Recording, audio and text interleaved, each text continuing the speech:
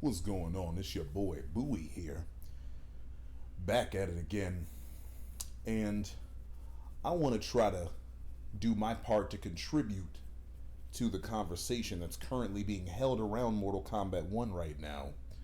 And that conversation is surrounding the community and what role the community has versus what role does NRS have. And one role that the community definitely has is the role of moderating criticism. Because what I found is this: people have no shortage of excuses for dogpiling on Mortal Kombat 1. And so there are legitimate criticisms mixed in with personal petty grievances that people are conflating with actual problems in the game. Let me try to restate that in a more simple way. Not because I think that you're dumb, but because I feel like it requires, a reteaching. People are mistaking things that annoy them with things that are actually legitimately wrong with the game. Okay? And that kind of confusion muddies the waters, and it makes it very difficult for us to get real issues solved because people have so much bullshit mixed up in there with it. Okay? Take, for instance, Johnny Cage. Now, Sub-Zero is my main character that I play in every single Mortal Kombat game. I'm talking about all of them, okay? But in the NRS titles, Johnny Cage quickly became one of my second favorite go-to characters. I played Johnny Cage in MK9. I played him in MK11. Tried him out in MKX, but I didn't really like how he felt. He felt too stiff and wooden to me, But I would have played him otherwise. I always play Johnny Cage, just like I always play Sub-Zero. I typically always play Scorpion as well. I typically always play Katana. I've grown to, typically play Melina as well. And in this game, I do play all of those characters plus more, right? Shao Kahn is also another character that I always play. I've been using Shao Kahn ever since the days of MK Trilogy on the N64 with his busted ass. And then in MK vs. DC, he was super strong, and I used him in that game too. So any chance I get to play particular characters, I play them.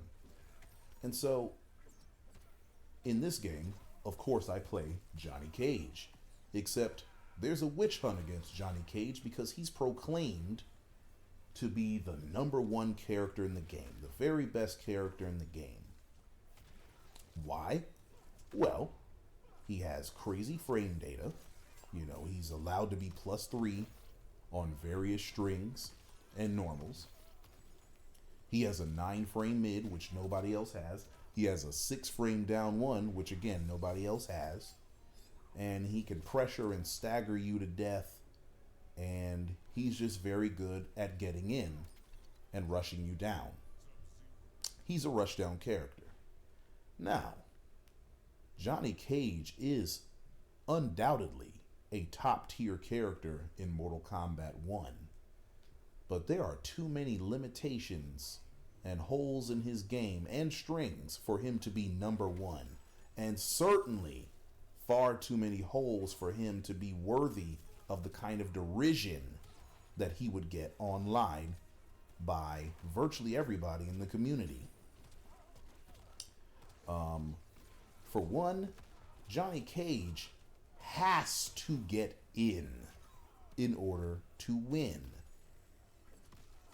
He has to be as close as Sub-Zero is right now to Rain. That is the only place in which Johnny Cage wins matches. He can't win in the mid screen. He can't win in the air. He can't win at full screen or 2/3 screen. He has nothing for you at those ranges. He must get in. And after having played, NRS titles at a decent to quasi competitive level, and I say quasi because I've never competed in any tournaments, but I know frame data, I understand spacing and footsies and fundamentals and things of that nature. And I follow the tournament scene, so I learn from them, right? But after having analyzed top tier characters in multiple games, all the top tiers in all the various NRS titles, they've all pretty much been characters that can kill you from afar and up close, or at range or up close. One of the two. Look at MK9 Cabal. He had not only the best rush down, but he also had some of the best zoning at the same time with his instant air gas blasts and nomad dash cancels, right? Then he had a flash parry. Don't remember who the top tier character was in MKX, but for the sake of argument, let's say it's Liu Kang because of Ninja Killer, right? Liu Kang can zone the mess out of you with his super low instant air fireballs, but then by the same token, he can rush you down with his cancels, right? Top tier characters in MK11, well, it bounced between Cetrion and Jackie Briggs and Fujin, but for the sake of argument, let's just say it's Cetrion. Cetrion has supreme space and neutral control, but then she also has great zoning and a full screen fatal blow, right? Her damage wasn't the highest, but she could get it done at both ends of the screen. Are you noticing a pattern here? Johnny Cage can't do anything of the sort. Okay? So for that limitation alone, he can't be number one. But then when you analyze his actual toolkit in Mortal Kombat 11 compared to the toolkits of other characters in MK11, he's not out here mixing people to death like Kenshi. He's not putting people in perpetual vortices like Sindel. He's not doing full combos on people from mid-screen, nor is he having multiple hitting armor and just being crazy with the space control like characters like Ashra. Right? Now, I understand that Johnny Cage can use certain cameos to combo off of things like Shadow Kick, but he has to give up something in order to get that kind of utility. All right? That's niche. But the point is, if you look objectively at Johnny Cage's toolkit, he's very straightforward and honest. His goal is to get in, rush you down, make you guess between strike and throw. And he does that until you die. That's Johnny Cage. Oh my God, that was so dope. That was dope as hell. That was my Christmas clone tech in action right there. Crazy. But anyway, that's very honest. And in his quest to rush you down, he has some strings with some lows and overheads in them, but you could fuzzy guard them. So that's not real mix. Yes, he has plus frames, but he's only +3, +4 at a maximum, right? And if he tries to enforce those plus frames with a high attack, you can poke him right out of it. I maintain that from month 1 of the game, right? And the moment that he uses a mid to check you for trying to take your turn back after plus frames, if you block that mid, you give up your turn. That was always true. Now, of course, with Kung Lao Cameo, you could be +3 on everything, but that's no longer true. But still, point is, in the absence of Kung Lao cameo, Johnny Cage had to give up his turn off of his mid. So once he did his mid, it was your turn to press. So you could poke, you could get away, you could do whatever you needed to do. And so, not to mention, if you look at the matchups that Johnny Cage has with certain characters like Sub-Zero, like Tanya, like Kitana,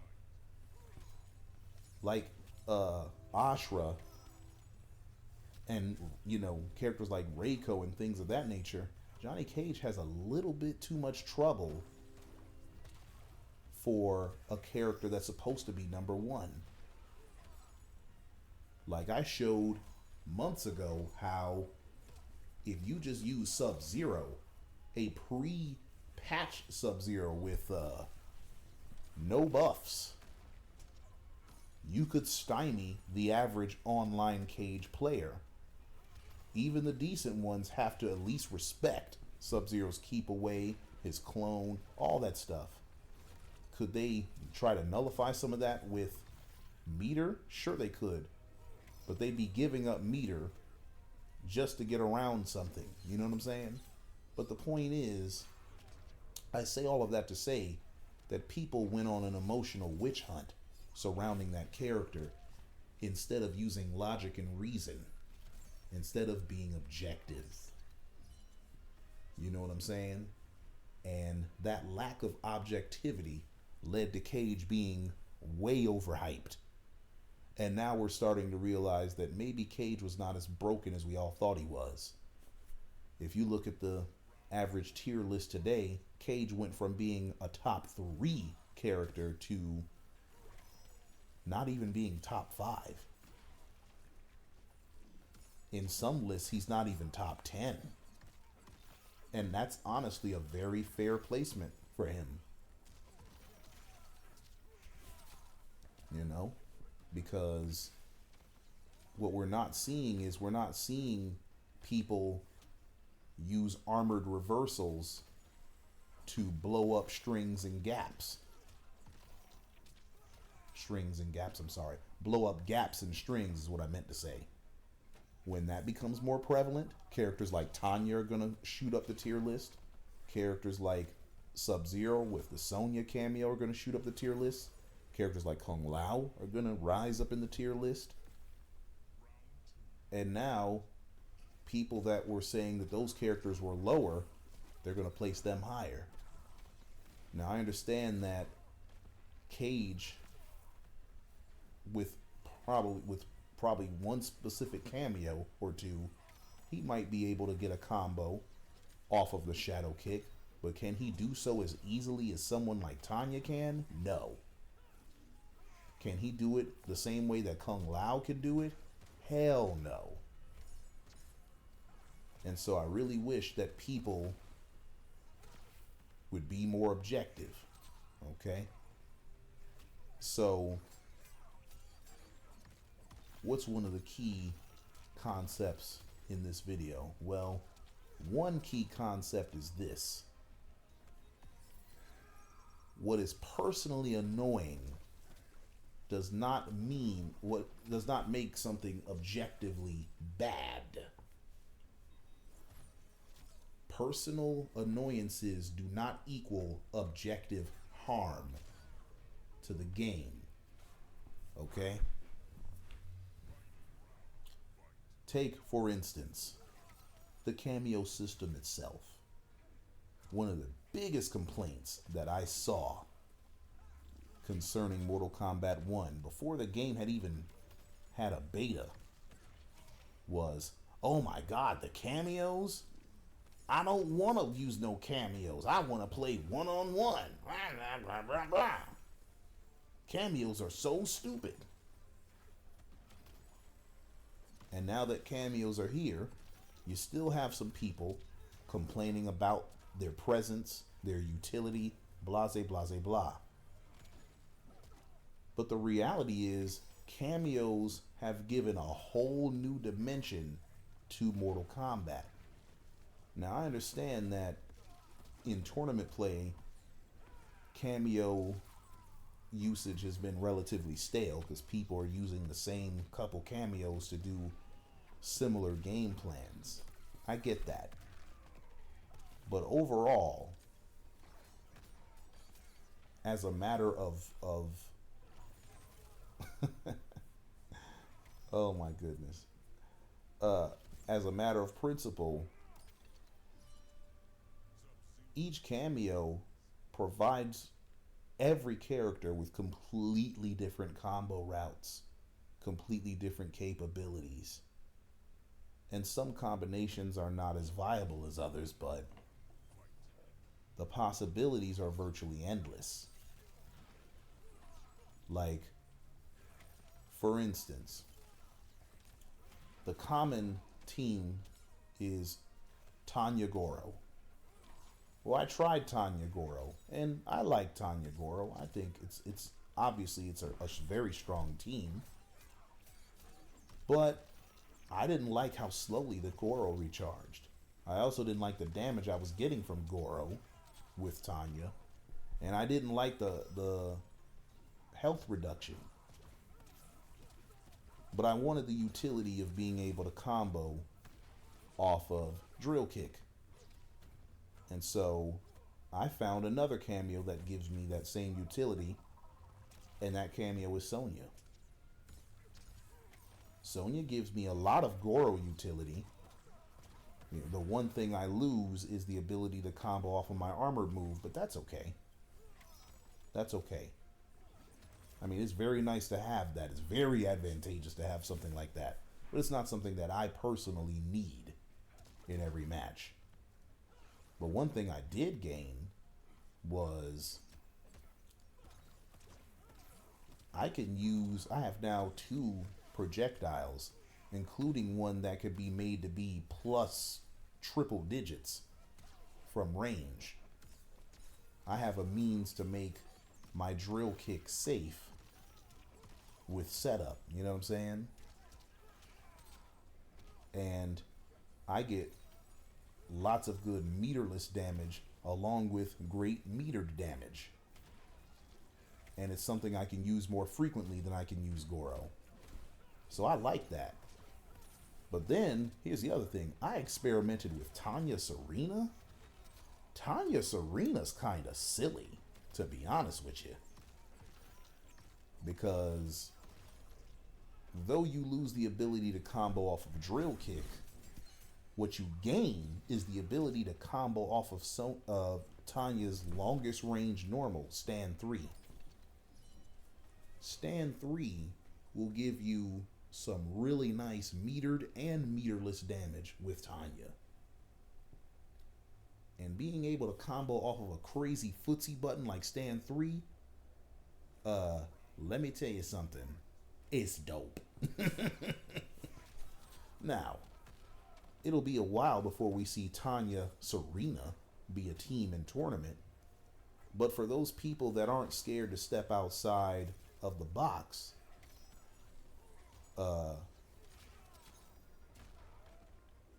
we find the cameo system to be the very most refreshing thing that Mortal Kombat has done in a very long time.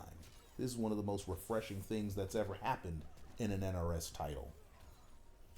And going forward, I hope that cameos remain, even if they are a mode and you know you have one-on-ones as the premier mode. I don't care. I think cameos should have a place in every Mortal Kombat title from here forward because of the utility that they provide. You know what I'm saying? Plus, they're a nice way for classic characters to be represented in the game that may not require a full, roster appearance.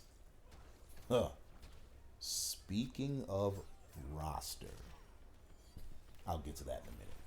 Point is, your personal grievances with cameos or the cameo system does not make that system bad. Does not mean that that system should not appear or that they have no business being in the game. Your personal grievance is just that, your personal grievance. It is your opinion. And opinions are not facts.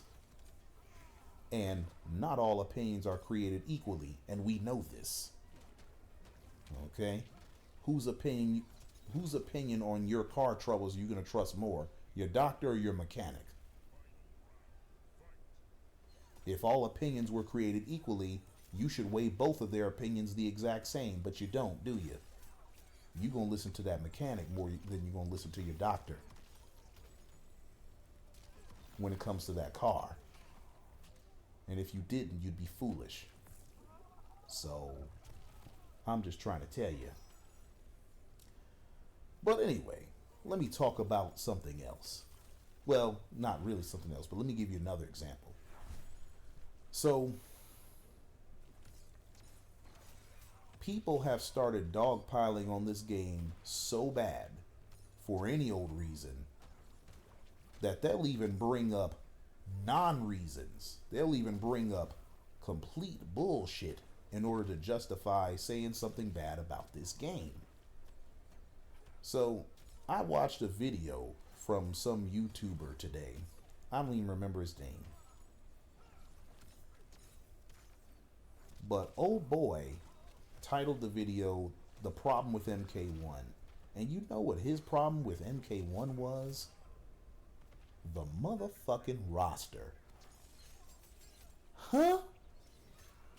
Amongst many things, he said, and I quote, he knew that when he looked at the story of the game, that MK1 would have a, quote, limited roster. He went on to show the various rosters from all the Mortal Kombat games, counting them. Of course, excluding the DLC, which he purposely decided he gonna exclude them, you know. Trying to use the raw numbers as some sort of justification as to why this game's roster is worse than previous games. And I'm thinking, homie, you're gonna sit up here and say that a roster with Havoc, Human Smoke, Tanya, and Natara in the same game as Melina, Katana, and Sindel, and Geras is a weak roster? That roster is weak to you. You must not get out much because, oh, and by the way, that same roster has Havoc in it. So let me go over some of the standouts in the MK1 roster. You have Havoc, you have Ashra, you have Natara, you have Tanya, you have Geras, you have Shang Tsung, you have Reptile, both human and lizard rolled up into one. You have Human Smoke. Okay? And then you have Shao Kahn before he became Khan of Outworld. That's a DLC list. If you would have told me that that was the DLC for Mortal Kombat X, I'd have been over the goddamn moon. That's a future DLC list for a Mortal Kombat game. Right there. And then you had Rain, base roster. Along with these characters, all the characters I just named appear on this game as base roster characters, with the exception of Shang Tsung. All those characters are in the base roster of MK1. But that's supposed to be a weak roster to dude.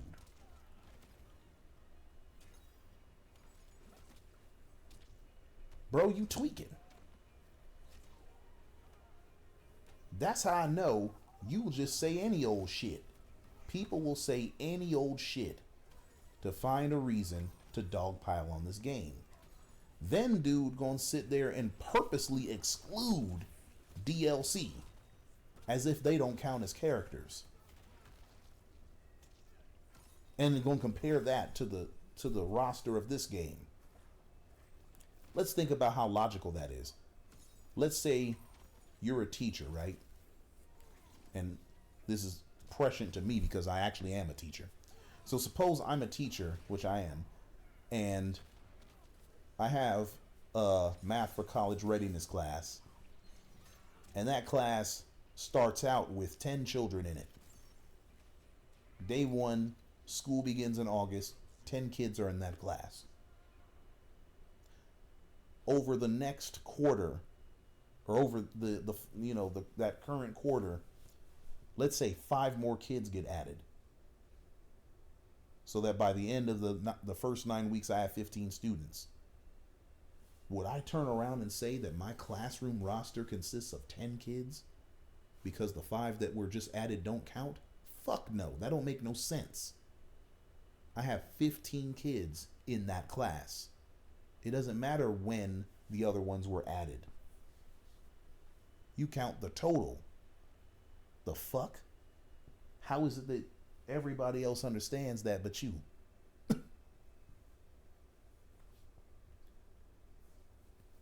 I don't know. Actually, I do know. People will use any fucking excuse that they can to talk shit about this game. And here's the thing that I'm starting to realize.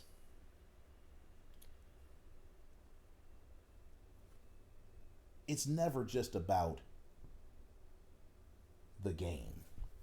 It seems to be popular to shit on the current game and lionize the previous one. So when a game is out and new, people nitpick it. They find everything that's potentially wrong with the game, even shit that's not wrong with it, and they talk shit about it relentlessly, right? And they do this until the game dies competitively, right? They do this all up until the new game comes out. Then when the new game comes out, at first they praise it for being different than the previous game. And then once they get out of the honeymoon phase, they nitpick the new game. And then the old game that used to not be shit, they turn around and lionize it and pretend that it was this great thing compared to the new game. I've seen this cycle happen repeatedly.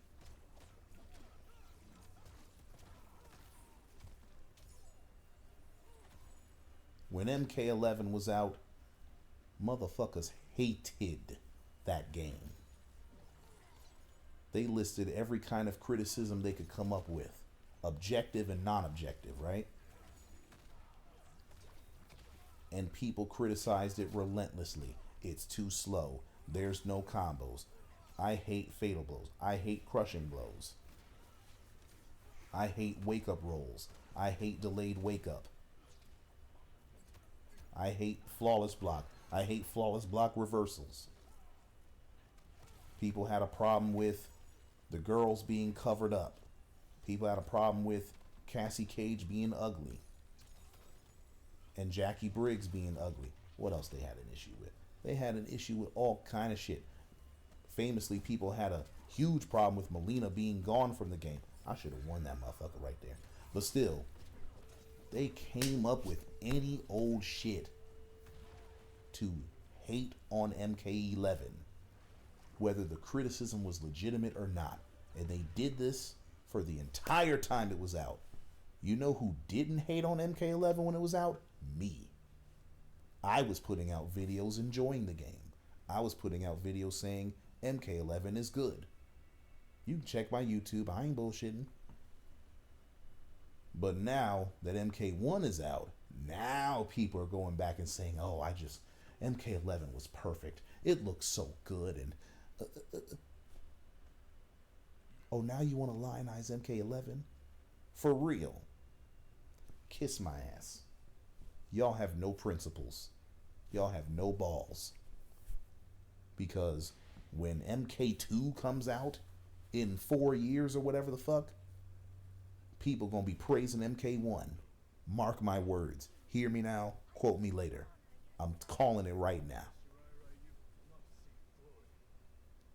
Because they can't be objective. They can't be principled.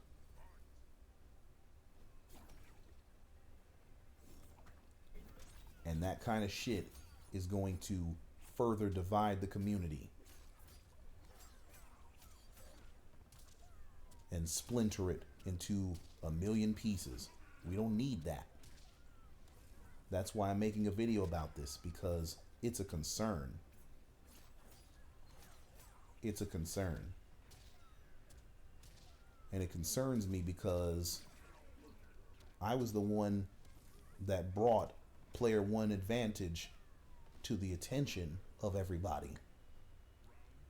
And what did I say?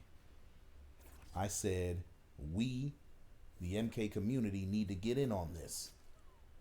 We need to make sure that NRS knows about this and get this fixed. And guess what? We did it. Not me, by myself.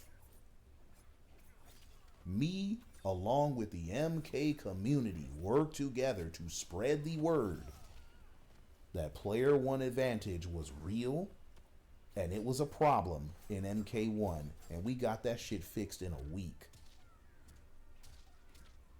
And when we took our victory lap, or when I took my little victory lap, what did I do in them comments when y'all thanked me? I didn't take no raw thanks by myself. I said, thank you. We did this. Because it's true. We worked together to get that issue fixed. Right? So it matters. Community matters in this game. And so if the community can't come together to even so much as identify legitimate issues, we damn sure can't get them fixed. Especially when, as I said, the muddies are watered by people's personal annoyances and grievances that aren't real issues. Having a problem with the roster in this game. You motherfucking bugging. You're bugging. People having problems with defensive options in this game. Bitch, there's up block. Bitch, there's anti-airs. Bitch, there's good movement. Bitch, there's cameos. What the fuck you talking about? Defensive options. We have armored wake-ups. What is you talking about? Come on, man. Come on. This is what I'm saying, man. People need to stop conflating personal grievances with legitimate issues. Now, I should have probably clarified this from before, but when I say people, I ain't even really talking about the people that be watching my videos faithfully. People that have subscribed to my channel because of, you know, the player one advantage video or some of the other videos on various tech in MK1. No, most of you, the vast majority of you, like this game. You want it to be better the same way that I do. And while we recognize the issues that this game has, we also see that the game is goddamn fun to play. It has amazing gameplay and so much potential to be the very best MK ever. And that's why we play, right? And we want the game to be better. So we're going to make sure our criticisms make some goddamn sense. And we're going to explain them. And we're going to make sure that they're legitimate and, you know, prevalent enough for NRS to, you know, give their attention to. I ain't talking about us. I'm talking about them other motherfuckers over there. You know, them people in them Facebook groups, them people on them Reddit pages, them people on Twitter. You know, the ones that don't know that Johnny Cage got gaps. The ones that don't know that you can fuzzy guard Johnny Cage's 214 and 212 strings. Talking about some of that boy got mixed when he don't. He don't. He don't. He does not have mix. You know. The ones that say that this game is imbalanced. Imbalanced? Are you for real? Imbalanced. We just saw a Scorpion player beat Sonic Fox in a tournament for $5,000. Now, granted, it was online. It was online, but numerous of the game's best players were in said tournament, all playing online from all over the world. And the online results are consistent with the offline ones. The best players in the game win offline and online majors. And so, when you have a Scorpion player, Scorpion who's considered to be either the worst or one of the worst characters in this game, being able to beat Sonic Fox's Sindel, who Sonic Fox himself said Sindel's the #1 character in the game, that's a great sign that the game is very well balanced, especially for its 4-month birthday, if you will. This game is very well balanced. It ain't perfect. Certain characters need lots of love. Maybe not lots of love, but they need a little bit of love. But there's not this vast chasm between the best and the worst characters in the game. And even the worst characters in the game are still pretty goddamn good. They're still mostly made well. Quan Chi is a little bit of an exception to that, but even he has things he can do. As I alluded to with the Frost Tech, the Quan Frost Tech, you know what I'm saying? You put him with some cameos, you can alleviate some of his issues. Not all, but some. And that's the beauty of the cameo system. But anyway, oh my god, that was such a great anti-air. Fucking shit. I could have got more damage from that, but it's okay.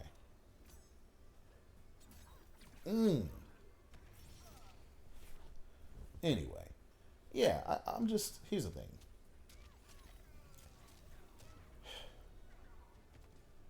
This is what I'm going to need us to do. I'm going to need us to start checking anyone and everyone that be woofing that bullshit. If you see somebody slandering the game or making up things that don't make sense about this game or any character within the game, I'm going to need us to start checking these people. We ain't got to be rude, okay? We ain't got to be mean or nasty or nothing. We need to Cat Williams they ass. You know what I'm saying? Cat Williams got on the Shay Shay podcast and blew up the internet. By doing what? Telling the truth, being fully authentic and transparent, and providing receipts for what he was saying. Right? We can do the same thing. The truth don't need no motivation. You know what I'm saying? If we ain't got to be aggravating, you ain't got to be no asshole. You can do it with grace and with style. You know what I'm saying? But we tell the truth nonetheless. Oh, damn. We correct the record. And we bring receipts. Because I was telling people, Johnny Cage is not the #1 character in the game. He loses too many matchups. Well, he struggles in too many matchups. Plus, he can only win in one way. Plus, he has all kinds of counterplay. What counterplay does Kenshi have? What counterplay does Sindel have with her vortex? How do you counterplay Ashra? I mean, you can zone her, but that girl can win from full screen, mid screen, up close. Johnny Cage can't do that. So we have to tell the truth boldly, not be afraid of how it looks or how it might sound, even if nobody agrees with you. Motherfuckers ain't gotta agree. Because I was called a down player on Test Your Might when I suggested that Johnny Cage isn't number one. But it turns out I was right. And I don't give a damn that he was nerfed. He wasn't nerfed significantly enough to justify a whole drop. Even pre-patch Cage is still not as good as Raiden. That character Raiden can down one storm cell you to death and win. He can do anything in a storm cell and win. And if that don't work, he can run. If that don't work, he can zone. If that don't work, he can low profile and rush you down. Cage can't do none of that shit. He has to win up close. So for those reasons alone, he's not number one.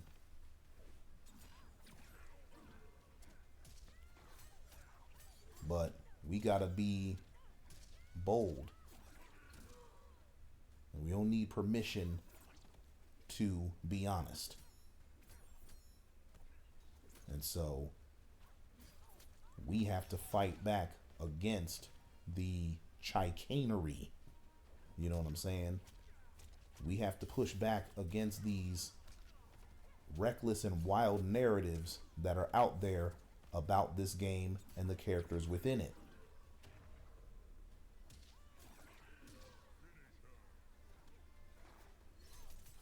That's what a community does.